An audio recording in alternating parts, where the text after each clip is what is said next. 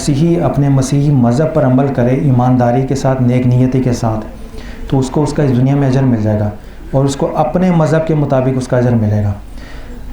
اسلام اس کو ایکنالج کرتا ہے، اس کے اچھے اعمال کو، مگر ایک ہوتا ہے بہتر اور ایک ہوتا ہے بہترین۔ تو وہ بہتر طریقے پہ ہیں، مگر بہترین طریقہ اسلام کا جو قرآن توریت، زبور، انجیل ہے، یہ ارلیئر ایڈیشن ہے اللہ تعالیٰ کی وحی کے، اور اس کا لیٹسٹ ایڈیشن جو قرآن پاک کی شکل میں ہے۔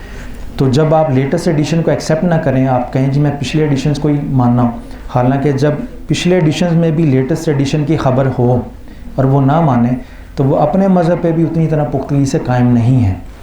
تو یہ کہنا کہ وہ ہم اپنے آپ کو روادار اور امن پسند ثابت کرنے کے لیے یا ان کے اچھے بیہیویئر کو ایکنالج کرنے کے لیے ہم اپنی تھیولوجی کو تو چینج نہیں کر سکتے۔ جیسے میرے بہت سارے دوست ہیں انگریز، بہت زیادہ اچھے طرز فکر کے بھی مالک ہیں، میرا انٹرفیس ڈائلاگ یہ ہوگا کہ میں اپنے مذہب کی تعلیمات پر اس طرح سے عمل کروں کہ ان سے بہتر طریقے کا، اس سے بہتر عمل کا، اس سے بہتر طبیعت کا بن کے دکھاؤں، اور وہ جب مجھ سے بہتر طبیعت کا سلوک کرتے ہیں تو میں بھی اپنی طبیعت کا، تو وہ اپنی آئیڈینٹی کے مطابق بہتر تربیت، بہتر عمل کرتے ہیں تو اپنے مذہب میں پختہ ہوتے ہیں، یعنی وہ ان کے ذہن میں ہے کہ ان کا مذہب ان کو اس اچھے اعمال حسنہ کا جزا دے گا، اور میں ان کے اعمال حسنہ کا جواب یہ اس طرح سے دیتا ہوں کہ میں اپنے مذہب کی تعلیمات کے مطابق ان کے اچھے عمل کو رسپونڈ کرتا ہوں اپنے اچھے عمل کے ساتھ، تو یہ مجھے اپنے مذہب میں پختہ کرتا ہے۔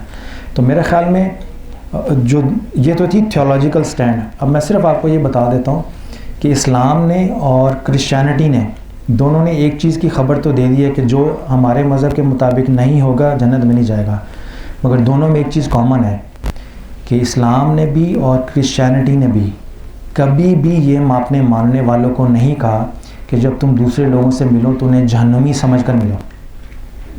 یہ چیز ہے، یہ ایٹیٹیوڈ خراب ہے۔ اللہ تعالیٰ ہر آدمی کے قریب ہے، خواہ وہ مسلمان ہے یا نان مسلم ہے۔ اللہ تعالیٰ نے اگر آپ کو پیدائشی ہدایت دی ہے تو ضروری نہیں آپ دوسرے کو حقارت کی نگاہ سے دیکھیں۔ ایک شخص کو ساری عمر جو آپ جہنمی سمجھتے رہے ہیں، ہو سکتا ہے اللہ تعالیٰ روزے یعنی قرب موت کے نزدیک اس کو ہدایت دے اور وہ جنتی ڈکلیئر ہو جائے۔ تو مسلمان کی شان یہ ہے کہ جیسے تھیولوجی کہہ کہ حضور صلی اللہ علیہ وسلم کی امت کے دو حصے ہیں، امت دعوت، امت اجابت۔ تو امت ایک وہ جس نے آپ کی دعوت قبول کی وہ مسلمان ڈکلیئر ہو گئے، اور جنہوں نے نہیں کی، جن تک دعوت پہنچ رہی ہے وہ نان مسلم ہے، مگر حضور کی امت کے دائرے میں وہ بھی آتے ہیں۔ تو آپ جب اپنے نان مسلم بھائی سے مل رہے ہوں یا نان مسلم بہن سے مل رہی ہوں تو ان کو اللہ کی رحمت کے دائرے سے باہر نہ سمجھیں، وہ بھی اللہ تعالیٰ کی رحمت کے اتنے ہی قریب ہیں۔ صرف فرق یہ ہے کہ ان کی پرسیپشن اور ان کا چوائس، اللہ تعالیٰ نے ان کو اختیار دیا ہے۔ اگر آپ ان تک اپنے اسلام کی تبلیغ کرنا چاہتے ہیں تو اپنے حسن اعمال کے ذریعے کریں، اور گفتگو میں اتنی شائستگی، محبت رکھیں۔ لیکن اسلام کی تبلیغ تو آپ تب کریں گے جب وہ آپ کو اپنا مخلص اور خیر خواہ سمجھے۔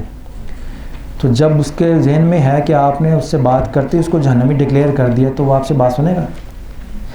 اگر کوئی نان مسلم اپنے عقیدے کے مطابق آپ سے بات کی ابتدا اس طرح سے کرے کہ آپ کو جہنمی سمجھ کے بات کر رہا ہو تو آپ اسے بات کرنا پسند کریں گے؟ تو حضور صلی اللہ علیہ وسلم کی سیرت میں بھی اور قرآن پاک کی تعلیمات میں بھی کہ الٹیمیٹلی تھیولوجیکلی پوائنٹ کیا ہے وہ ڈکلیئر کر دیا ہے، مگر طبیعت میں محبت، شفقت اور ایک دوسرے کے ساتھ انسانی بھلائی چارہ، ان چیزوں کو پروموٹ کر کے، جس کو ہم کہتے ہیں نا سیکولر مائنڈ سیٹ میں ہیومن ریلیجن ہے، انسانی مذہب ہے، تو اسی انسانی مذہب کو پروموٹ کر کے، ایکسرسائز کر کے، پریکٹس کر کے آپ اس کو اسلام کی دعوت دیں گی۔ مگر میرے خیال میں جہاں پہ اچھے ہونے کی بات ہے تو اگر بہت زیادہ لوگ اچھی طبیعت کے بھی ہیں تو ان میں ان کے معاشروں کا بھی بہت عمل دخل ہے۔ آپ اور میں جب بجلی کے اور روٹی کے اور گیس کے مسائل سے نہیں نکلیں گے تو ہماری فرسٹریشن کہیں نہ کہیں تو نکلے گی نا۔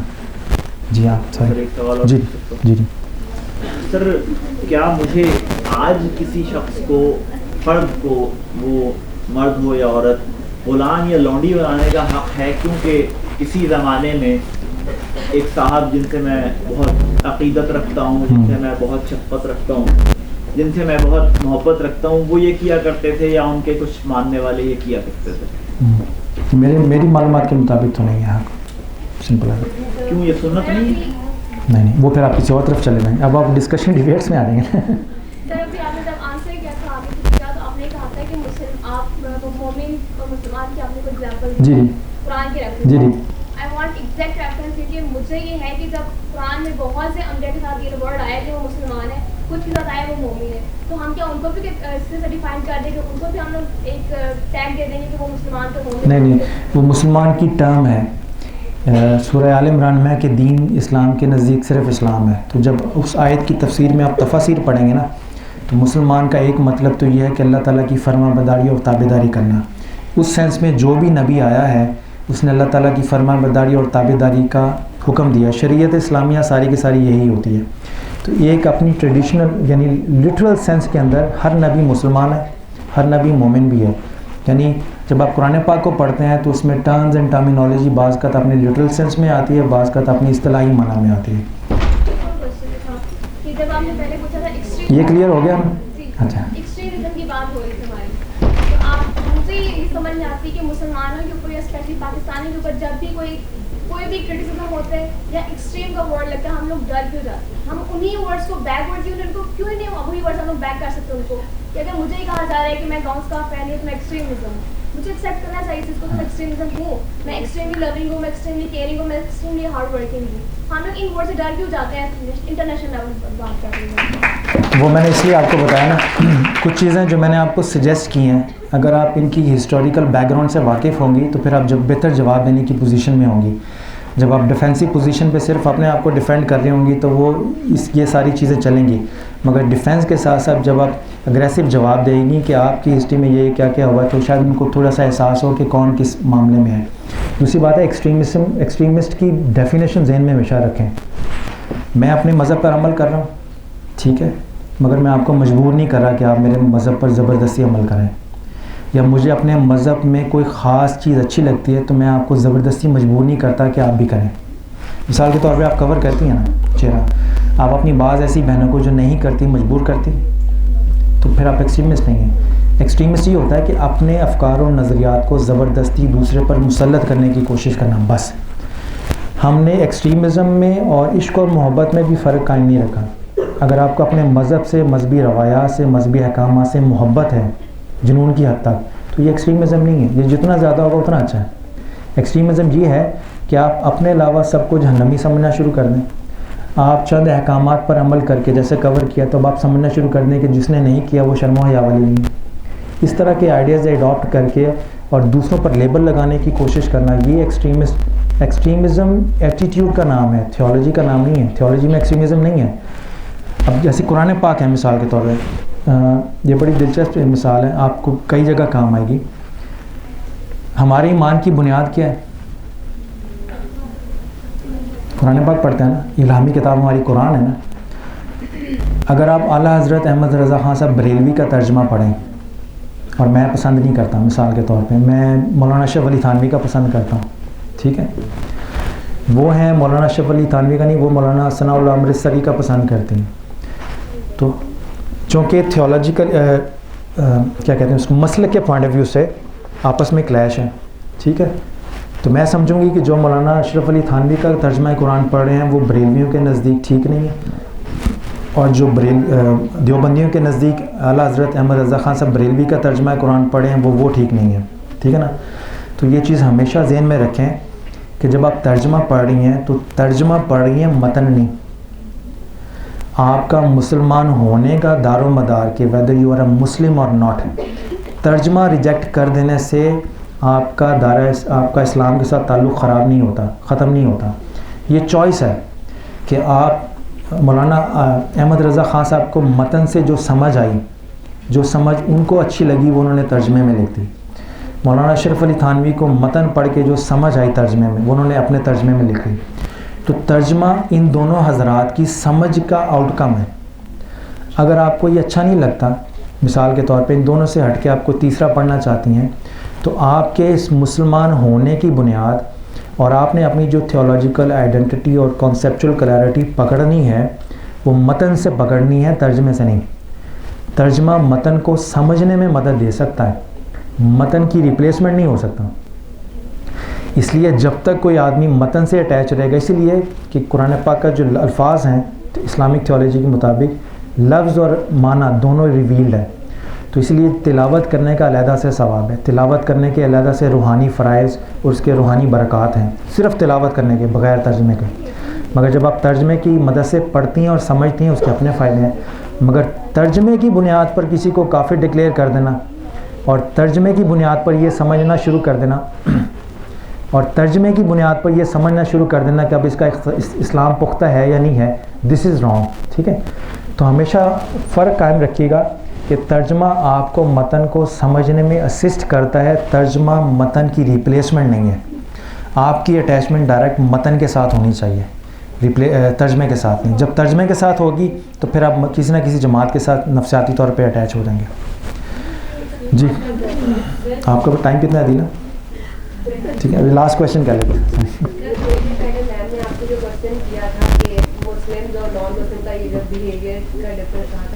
کیا اس کی بیسس یہ ہو سکتا ہے کہ جب اگر ایک مسلمان بھی دوزخ میں جاتا ہے اور ایک کرسچن ہے یا کوئی اور مذہب سے تعلق رکھنے والا، وہ اس لیے جنت میں نہیں گیا کیونکہ وہ نبی کو نہیں مانتا تھا، اور مسلمان اس لیے گیا کیونکہ اس کے بیہیویئر یا اس نے حقوق ادا نہیں کیا، حقوق العباد کریں گے. تو یہ فرق ہو سکتا ہے کہ ان دونوں کی سزا میں ڈفرینس ہو، کہ ایک مسلم کی سزا زیادہ ہو اس لیے کیونکہ وہ نبی کو تو مانتا تھا لیکن اس کے گناہ زیادہ تھے یا کچھ اس ٹائپ. جو سزا ہوگی نا وہ کسی نہ کسی حقوق العباد کی وائلیشن پر ہوگی، وہ ایکولی ہوگی. جو دیکھیں نا، جس نے نبی کو مانا اس کو کچھ ایڈیشنل بینیفٹ تو ملے نا، ٹھیک ہے نا. تو اس کو جو نبی کو نہ ماننے کی سزا ملنی تھی وہ نہیں ملی، بس یہی کمی ہے. مگر جو حقوق العباد میں جو قتل کرتا ہے وہ نان مسلم ہے یا مسلم ہے، قتل کی سزا تو ایک ہی ہوگی. جی لشکر طیبہ یا کوئی بھی ایسی کی جماعتیں ہیں، ان کا صرف ایک بیان جو ہوتا ہے وہ امریکہ کے ایون پاکستان کی بنیاد لگا دیتا ہے. پاکستان کی فوج الرٹ ہوگی، امریکہ کی الرٹ ہوگی، لیکن ان کے ہزاروں بیان آتے ہیں، ان پہ کوئی اثر نہیں ہوتا. ایسا کیوں ہوتا ہے کہ ان کا ایک بیان صرف سب کو ہلا کے رکھ دیتا ہے؟ اچھا، آج آپ نے اپنی ساری کانسیپچل کلیئرٹی آج ہی لینی ہے. میں آپ کو جو میں کنکلوڈ کر دیتا ہوں سارا سیشن تاکہ بہت زیادہ سوالات میں آپ کا مینٹل فوکس بکھر نہ جائے، اس کو جمع بھی تو رکھنا ہے نا. آج کا جو پرپس تھا بیسیکلی آج کے سیشن کا وہ یہ تھا کہ کچھ ایسی باتیں آپ سے کرنی ہیں جو آپ کو شاید اپنے نصاب میں یا روٹین کی بک شاپ پہ کتابوں میں پڑھنے کو نہ ملے. اس میں کس حد تک کامیاب ہوں یہ آپ اپنا فیصلہ خود کیجیے گا. ٹھیک ہے، نمبر 1 بات. نمبر 2 بات، ہم یہاں پر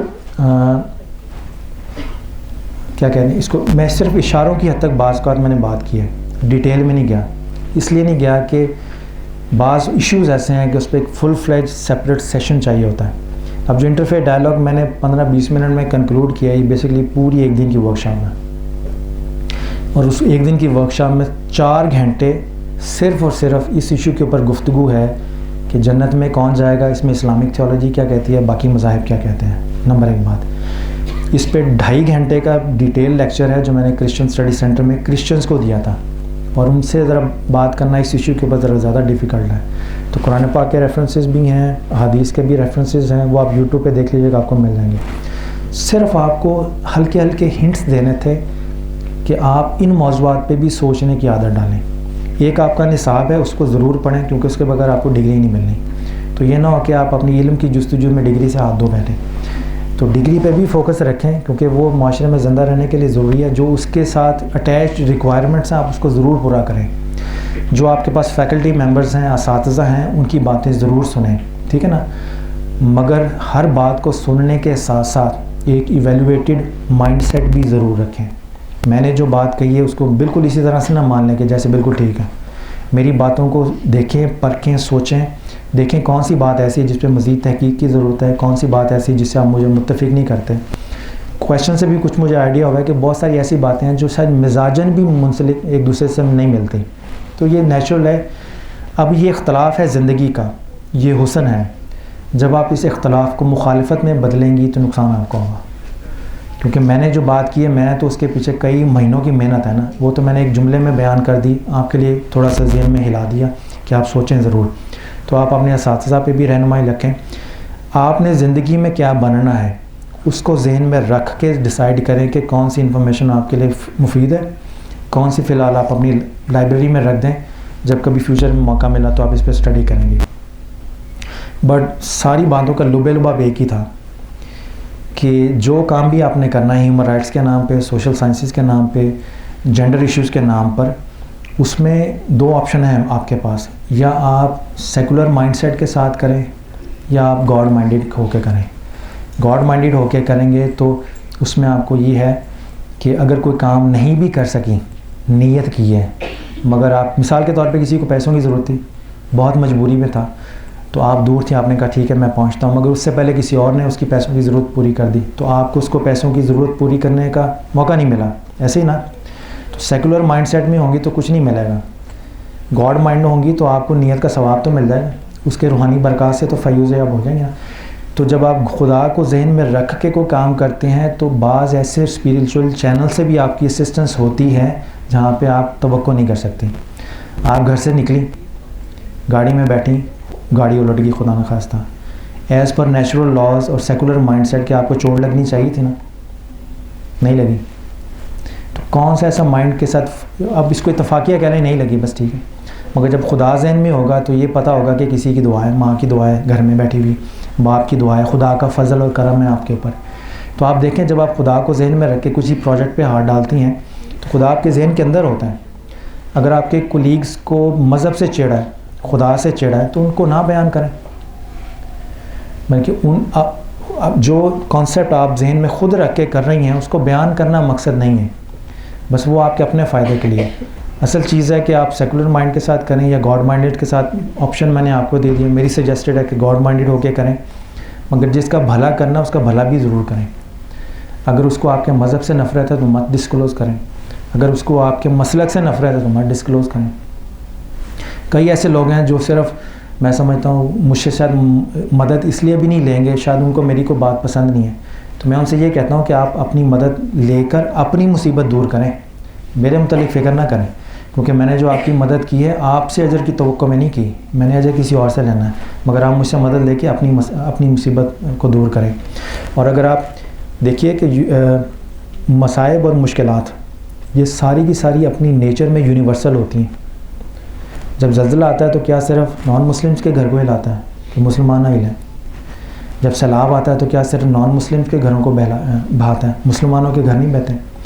تو جب مصائب اور مشکلات اور پریشانیاں یہ اپنی نیچر میں یونیورسل ہوتی ہیں تو ان کو ہینڈل کرنے کے لیے آپ کو اپنی طبیعت میں بھی یونیورسل ہونا پڑے گا. آپ جتنا اپنی شخصیت سے بلند ہو کے سوچیں گے، یہ جو سوچ ہے نا کہ انسان کو مذہب چھوڑ کے انسانیت کی بنیاد پہ سوچنا چاہیے، تو میرا یہ سوال ہے کہ اسلام کی وہ کون سی ایسی شریعت اسلامیہ میں شک ہے جو آپ کو انسان بننے سے روک رہی ہے؟ تو جو آپ انسان بن کے سوچنا چاہ رہے ہیں وہ مسلمان بن کے کیوں نہیں سوچ سکتے؟ تو یہ جو ڈویژن ہے نا بعض کا سوچ میں کہ انسان بن کے سوچا مسلمان بن کے بعد میں، اس کا مطلب ہے کہ اس آدمی نے اسلام سٹڈی نہیں کیا. اس کے نزدیک اسلام یا تو آپ مسلمان بنے یا اسلام بنے، دونوں میں سے ایک آپشن ہے. تو جس کا اسلام کی سٹڈی بہتر ہوگی وہ بہتر مسلمان بن کر انسان سے بہتر مسلمان بن سکتا ہے. آپ جتنا اچھا مسلمان بنتے جائیں گے اتنا اچھا انسانیت کے سٹیپس عبور کرتے چلے جائیں گے. تو اگر اچھا انسان بننا ہے تو تب بھی اچھا مسلمان بننے کی کوشش کریں، اور اچھا انسان بنیں گے. اور جو اگر صرف اچھا انسان بننا چاہتا ہے تو اگر سیکولر مائنڈ سیٹ کے ساتھ جتنا اچھا انسان بنیں گے اتنا زیادہ آپ کو اسلام کی خوبیاں نظر آئیں گی. تو دونوں شکلوں میں آپ کو اسلام کی رحمتیں اور برکتیں ملیں گی. اور اگر کوئی مذہب کو ویسے ہی پسند نہیں کرتا تو اس کے ساتھ زبردستی کرنے کی بھی ضرورت نہیں، اس کو اپنے حسن اخلاق سے متاثر کریں. میرے بے شمار لوگ ہیں، ایسے دوست ہیں، احباب ہیں جو مذہب کو پسند نہیں کرتے، ایتھیسٹ ہیں، کوئی بات نہیں، مگر میں ان کے ساتھ اس لیے نفرت نہیں کرتا کہ یہ میرے مذہب کو یا میری تھیولوجی کو نہیں مانتے. میں ان کے ساتھ اس لیے محبت سے پیش آتا ہوں کہ یہ میرے جس چیز پر میں عمل کر رہا ہوں اس کا حکم ہے کہ میں اس کے ساتھ بہتر عمل کروں. اور مولانا رومی کا آخری بات کر کے میں ختم کروں گا کہ مولانا رومی سے کسی نے پوچھا کہ حضور صلی اللہ علیہ وسلم سے پوچھا ایک صحابہ کرام نے کہ کیا وجہ ہے آپ کو ابو بکر صدیق دیکھتے ہیں تو تعریف کرتے ہیں اور ابو جہل دیکھتا ہے تو گالیاں نکالتا ہے؟ سمجھ رہے ہیں آپ؟ یعنی حضور صلی اللہ علیہ وسلم سے یہ سوال کیا گیا کہ کیا وجہ ہے کہ ابو جہل دیکھتے ہیں تو گالیاں نکالتے ہیں، برا بھلا کہتے ہیں، اور کیا وجہ ہے کہ حضرت ابو بکر صدیق دیکھتے ہیں تو تعریف کرتے ہیں؟ تو حضور صلی اللہ علیہ وسلم نے فرمایا تھا کہ میں تو ایک آئینہ ہوں، جس کو جو نظر آتا ہے وہی کہتا ہے. ٹھیک ہے نا؟ تو ہم کوشش کریں ہم اپنی طبیعت میں ایک ایسا آئینہ بنیں کہ دوسرے لوگ اپنی اچھائی ہماری شخصیت میں دیکھیں. ٹھیک ہے نا؟ اور ہم دوسروں کی خامیوں کو اپنی اچھائیوں سے پور کرنے کی کوشش کریں. دوسروں کی خامیاں ڈھونڈ کے کرٹیسائز کرنا یہ نہ اچھے مسلمان کی علامت ہے نہ اچھے انسان کی. دوسروں کی خامیوں کو اگر آپ کو ملی گئی ہیں تو پردہ ڈالیں یا علیحدگی میں اس سے ڈسکس کریں کہ آپ اس کی کس طرح سے مدد کر سکتی ہیں اس کی اس خامی کو دور کرنے میں. اور دوستی اور محبت، پیار اور شفقت بڑھانی ہے تو دوسروں کی اچھائیوں پر نظر رکھیں اور اپنی خامیوں پہ. دوسروں کی اچھائیوں پر نظر رکھیں اور اپنی خامیوں میں. تو یہ ساری چیزیں آپ کو صوفیہ کے کلام میں بھی مل جائیں گی, اسلامی تعلیمات میں بھی مل جائیں گی, احادیث کی کتابوں میں مل جائیں گی, قرآن پاک کو مل جائیں گی.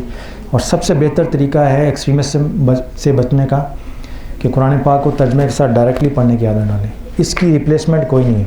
خواہ آپ دنیا کے کسی بھی اچھے مفکر کی جتنی بھی اچھی کتاب پڑھ لیں, قرآن پاک کو ڈائریکٹ ترجمے سے پڑھنے کا جو مزہ ہے اس کی ریپلیسمنٹ کوئی نہیں ہے.